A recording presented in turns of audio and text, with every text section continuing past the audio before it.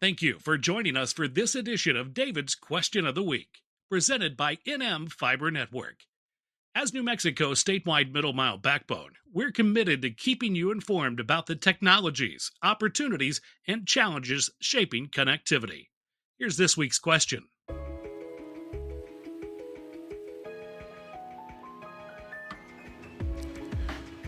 Anchor institutions, police departments, city hall, hospitals, schools, large industry, all those folks have a dependence, a requirement on technology, on broadband, on telecom that is on par with the size and the service that they provide.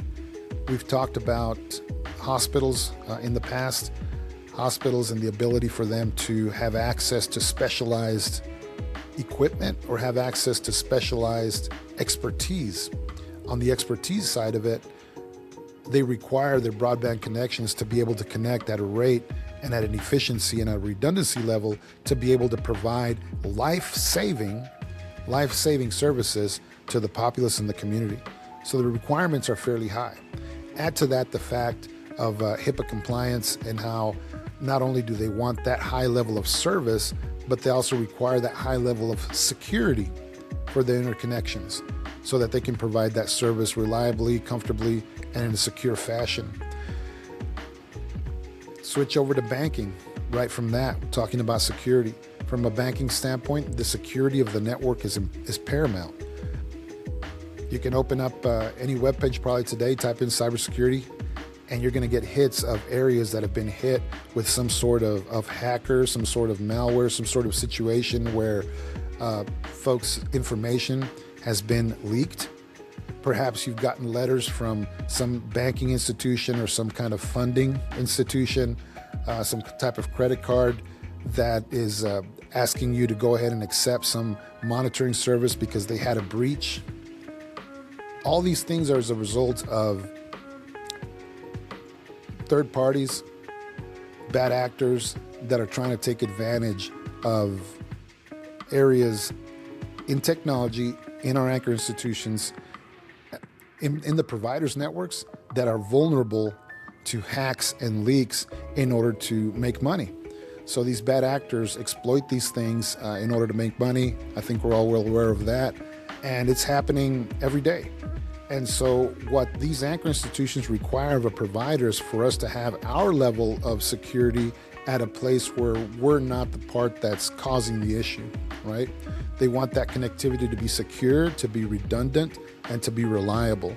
Each anchor institution is required to provide their own security at their level, but that security is only going to be as good as the interconnectivity that they've got out to their services. Again, just like a hospital has to rely on remote expertise to be able to read and do and make decisions on the information that they gather, so do these financial institutions rely on third-party expertise that's very specialized to be able to defend them.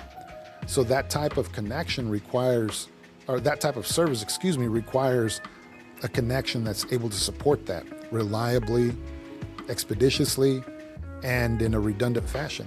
So these anchor institutions require that of a telecom provider, of a broadband provider, of a state network, of a last mile and middle mile. That's one of their base and one of their most critical requirements, is to have a connection that allows them to be able to access those services in a manner that they require to be able to get the best expertise possible to be able to do that work, whether it's the work of saving lives or whether it's the work of safeguarding our information, our personal information, whether it's medical information, whether it's financial information, whether it's private information. They require that of the broadband provider. And we touched before on how our NM Fiber Network middle mile is done as a native type of network. That helps increase that level of connectivity, that level of redundancy, because there's less places it has to go through before it goes from point A to point Z.